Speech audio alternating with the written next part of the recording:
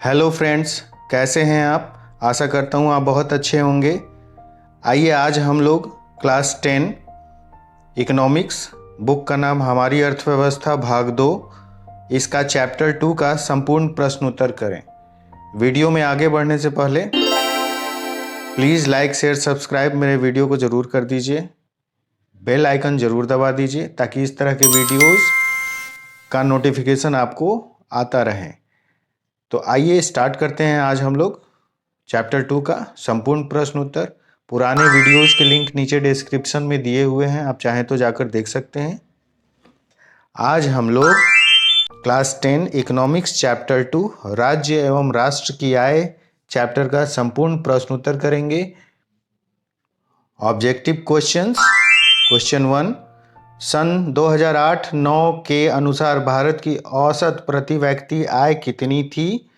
तो यह 25,494 रुपये थी। भारत में वित्तीय वर्ष कहा जाता है, यह 1 अप्रैल से 31 मार्च तक कहा जाता है।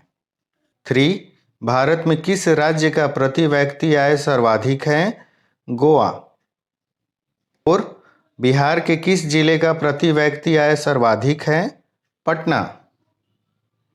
5, उत्पादन एवं आय गणना विधि आर्थिक दृष्टिकोण से है सहज, वैज्ञानिक, व्यवहारिक अर्थात उपयुक्त तीनों।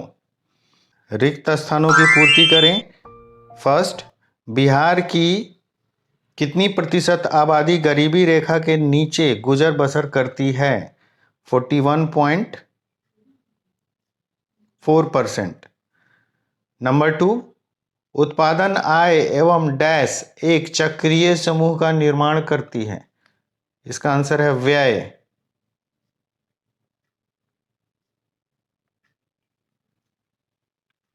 नंबर 3, राष्ट्रीय आय में वृद्धि होने से प्रति व्यक्ति आय में क्या होती है? तो यह भी वृद्धि होती है। नंबर 4, राष्ट्रीय आय एवं प्रति व्यक्ति आय में वृद्धि होने से डैश की क्रिया पूरी होती है। विकास। विकास। नंबर 5, बिहार में वर्ष 2008-9 के बीच कुल घरेलू उत्पाद कितना प्रतिशत हो गया? 11.03। आइए अब हम लोग ट्रू फॉल्स यानी सही गलत की पहचान करें। फर्स्ट, राष्ट्रीय आय एक दिए हुए समय में किसी अर्थव्यवस्था की उत्पादन शक्ति को मापती है। सही।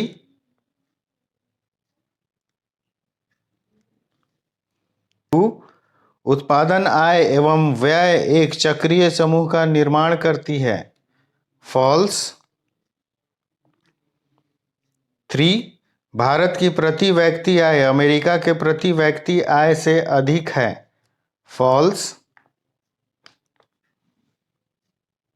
4, दादा भाई नौरोजी के अनुसार सन 1968 में भारत की प्रति व्यक्ति आय 20 रुपये थी। सही, ये ट्रू है। 5, बिहार के प्रति व्यक्ति आय में कृषि क्षेत्र का योगदान सर्वाधिक है। ट्रू। आइए अब हम लोग संक्षिप्त रूप को पूरा करें। फर्स्ट है जीडीपी, फुल फॉर्म होगा ग्रॉस डोमेस्टिक प्रोडक्ट। सेकंड है PCI, per capita income. Third, NSSO, national sample survey organisation. Fourth, CSO, central statistical organisation. 5, GNP, gross national product. 6, NNP, net national product. 7, NI, national income. 8, EDI, economic disinvestment. इसको हम लोग इस तरह से देख सकते हैं, GDP gross domestic product, PCI per capita income, NSSO national sample survey organisation, CSO central statistical organisation, GNP gross national product, NNP net national product, NI national income, EDI economic disinvestment. आइए अब हम लोग लघु उत्तरीय प्रश्न करें। First, आय से आप क्या समझते हैं? इसका उत्तर पेज नंबर 30 पर हैं। आय की परिभाषा, जब कोई व्यक्ति किसी प्रकार का शारीरिक अथवा मानसिक कार्य करता है और उस कार्यों के बदले में जो पारिश्रमिक मिलता है उसे उस व्यक्ति की आय कहते हैं। 2. सकल घरेलू उत्पाद से आप क्या समझते हैं? इसका उत्तर पेज नंबर 36 पर है। सकल घरेलू उत्पाद की परिभाषा, एक देश की सीमा के अंदर किसी भी दी गई समय अवधि, प्रायः 1 वर्ष, लेखा वर्ष यानी फाइनेंशियल ईयर, जो हम लोगों ने अभी ऑब्जेक्टिव क्वेश्चंस में देखा कि यह 1 अप्रैल से 31 मार्च नेक्स्ट ईयर के लिए होता है, में उत्पादित समस्त अंतिम वस्तुओं एवं सेवाओं का कुल बाजार का मौद्रिक मूल्य, मॉनेटरी वैल्यू, उस देश का सकल घरेलू उत्पाद कहा जाता है। 3.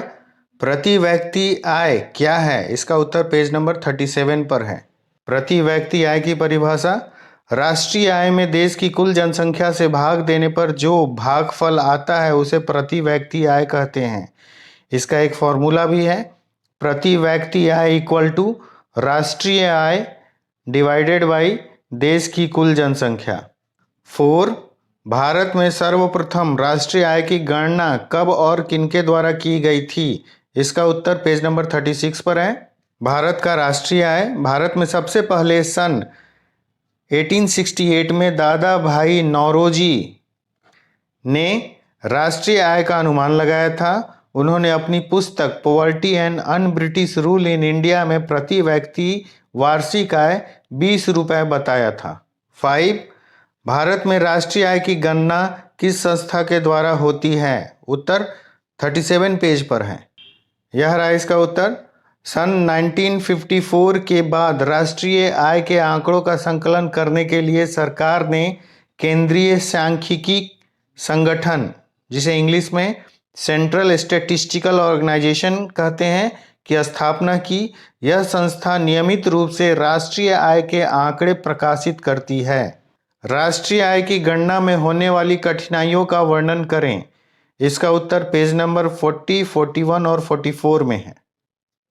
यह रहा इसका उत्तर। राष्ट्रीय आय की गणना में कठिनाइयाँ: 1. आंकड़ों को एकत्र करने में कठिनाई। 2. दोहरी गणना की संभावना। 3. मूल्य मापने में कठिनाई। लघु उत्तरीय प्रश्न का लास्ट क्वेश्चन 7. आय का गरीबी के साथ संबंध स्थापित करें। इसका उत्तर पेज नंबर 31 पर है। आय का गरीबी के साथ बहुत नज़दीक का संबंध है। जब आय अच्छी होती है तो गरीबी नहीं होती है, जब आय कम होती है, खराब होती है, कमज़ोर होती है तो गरीबी होती है। प्रति व्यक्ति आय जब न्यूनतम होती है तो इसके वजह से बचत का दर भी निम्नतम होता है। कम बचत के कारण पूंजी निर्माण दर भी कम होता है। कम पूंजी निर्माण दर के कारण विनियोग यानी इन्वेस्टमेंट करने की कैपेसिटी भी कम होती है, जिसके परिणाम स्वरूप प्रति व्यक्ति आय पुनः निम्न स्तर पर कायम रहती है। जबकि इसके उल्टे विकसित राज्यों में या जो लोग अमीर होते हैं उनके पास धन ज़्यादा होता है, उनका आय ज़्यादा होता है, उनकी बचत ज़्यादा होती है, उनका विनियोग यानी इन्वेस्टमेंट वो ज़्यादा करते हैं। उस इन्वेस्टमेंट से पूंजी निर्माण दर ऊंचा होता है, जिसके परिणाम स्वरूप प्रति व्यक्ति आय में वृद्धि होती रहती है। तो सीधा अर्थ है, ज़्यादा पैसा, ज़्यादा बचत, ज़्यादा इन्वेस्टमेंट, ज़्यादा रिटर्न और अमीरी। कम इनकम, कम बचत, कम इन्वेस्टमेंट, कम रिटर्न, इसका सीधा मतलब गरीबी। आइए अब हम लोग दीर्घ उत्तरीय प्रश्न करें। दीर्घ उत्तरीय प्रश्न को हम लोग बी से डिनोट करेंगे। 1. स्वतंत्रता प्राप्ति के बाद भारत सरकार ने कब और किस उद्देश्य से राष्ट्रीय आय समिति का गठन किया? इसका उत्तर पेज नंबर 37 पर है। स्वतंत्रता प्राप्ति के बाद भारत सरकार ने अगस्त 1949 ईस्वी में प्रोफेसर PC महालनोबिस की अध्यक्षता में एक राष्ट्रीय आय समिति का गठन किया था, जिसका उद्देश्य भारत की राष्ट्रीय आय के संबंध में अनुमान लगाना था। इस समिति ने अप्रैल 1951 में अपनी प्रथम रिपोर्ट प्रस्तुत की। इसमें सन 1948 से 49 के लिए देश की कुल राष्ट्रीय आय 8,650 करोड़ रुपए बताई गई तथा प्रति व्यक्ति आय 246.9। नंबर 2, राष्ट्रीय आय की परिभाषा दें। इसकी गणना की प्रमुख विधि कौन कौन सी है? इसका उत्तर है 33 और 39 नंबर पेज पे। राष्ट्रीय आय की परिभाषा। राष्ट्रीय आय का मतलब किसी देश में एक वर्ष में उत्पादित वस्तुओं एवं सेवाओं के कुल मूल्य से लगाया जाता है। दूसरे शब्दों में, वर्ष भर में किसी देश में अर्जित आय की कुल मात्रा को राष्ट्रीय आय, नेशनल इनकम कहा जाता है। राष्ट्रीय आय की गणना में कठिनाइयाँ। इसमें 3 कठिनाइयाँ आती हैं। पहली कठिनाई, आंकड़ों को एकत्र करने में कठिनाई। पूरे देश के लोगों की आय को हम उत्पादन के रूप में या उसकी आय के रूप में आंकते हैं और इस आंकड़ों को एकत्र करने में अनेक कठिनाइयाँ आती हैं। यदि सही आंकड़े उपलब्ध नहीं हो तो राष्ट्र के विकास की सही स्थिति नहीं प्राप्त हो पाती है। नंबर 2, दोहरी गणना की संभावना।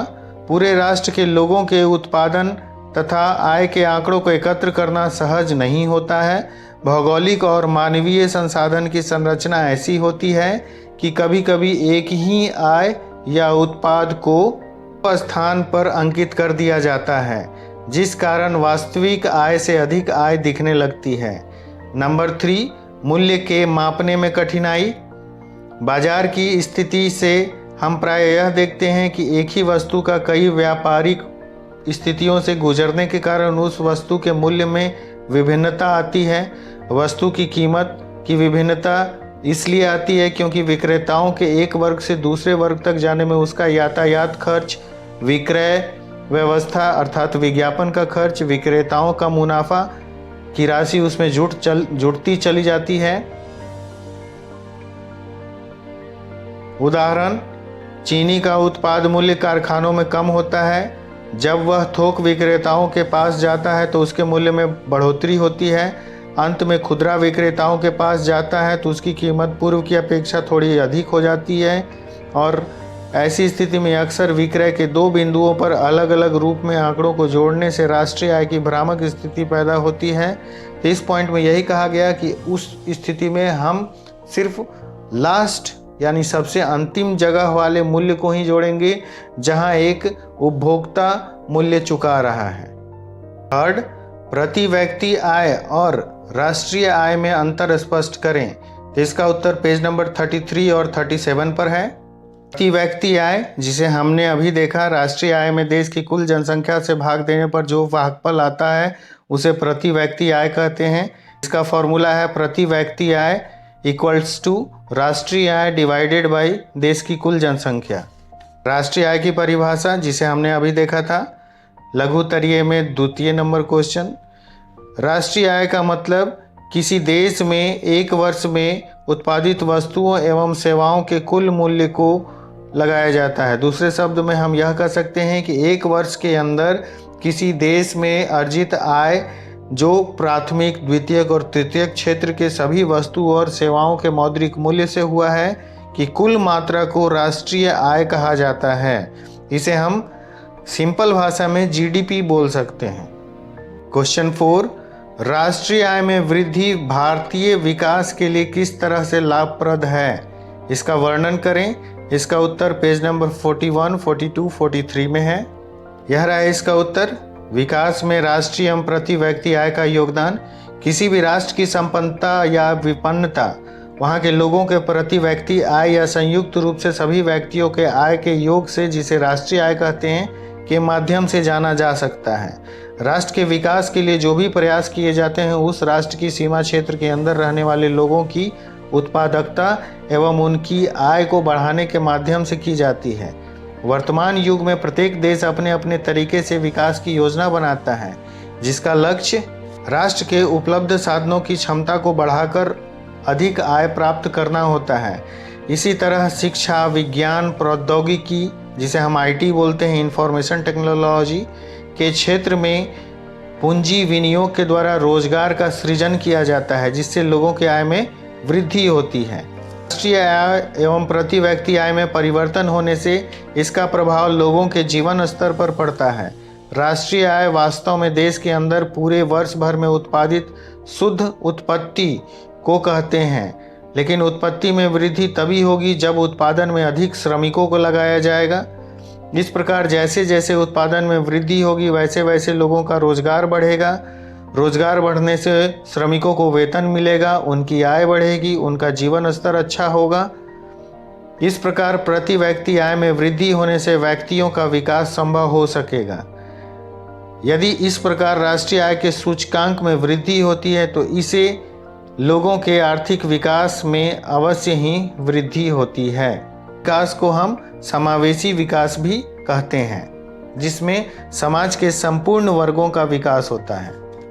विकास में प्रति व्यक्ति आय पर संक्षिप्त टिप्पणी लिखें। इसका उत्तर पेज नंबर 42 में है, जिसे अभी हम लोगों ने क्वेश्चन 4 में भी डिस्कस किया। इसका उत्तर यहाँ है, राष्ट्रीय आय एवं प्रति व्यक्ति आय, जिसको अभी हम लोगों ने प्रश्न संख्या 4 में डिस्कस किया। क्या प्रति व्यक्ति आय में वृद्धि राष्ट्रीय आय को प्रभावित करती है? वर्णन करें। तो इसका उत्तर बड़ा आसान है। प्रति व्यक्ति आय यदि अच्छी होती है, बढ़ती है, वृद्धि होती है, तो उसका सीधा असर राष्ट्र की आय पर होता है, क्योंकि प्रति व्यक्ति आय में लोगों का इनकम ज़्यादा होता है, उनका बचत ज़्यादा होता है, उसका इन्वेस्टमेंट ज़्यादा होता है, उसका रिटर्न ज़्यादा होता है, लोगों की पेइंग कैपेसिटी ज़्यादा होती है और उसके वजह से मार्केट में पैसा ज़्यादा आता है, पैसा बार बार रोटेट होता रहता है और उससे भारत की या फिर किसी भी राष्ट्र की अर्थव्यवस्था का साइज बड़ा होता चला जाता है। तो प्रति व्यक्ति आय में वृद्धि का सीधा असर राष्ट्रीय आय से होता है। यदि यह वृद्धि पॉजिटिव नोट्स पे आगे बढ़ती है तो राष्ट्रीय आय में भी वृद्धि होती है और राष्ट्र की अर्थव्यवस्था का साइज, आकार बड़ा होता चला जाता है। इस प्रकार आज हम लोगों ने क्लास 10 इकोनॉमिक्स चैप्टर 2 इसका संपूर्ण प्रश्न उत्तर किया। आशा करता हूँ आपको आज का यह वीडियो पसंद आया होगा। यदि अब तक आप लोगों ने लाइक, शेयर, सब्सक्राइब नहीं किया तो ज़रूर कर लीजिए। बेल आइकन बटन को ज़रूर दबा दीजिए ताकि इस तरह के नोटिफिकेशंस आपको आते रहें। मिलते हैं बहुत जल्द नेक्स्ट वीडियो में, तब तक के लिए धन्यवाद।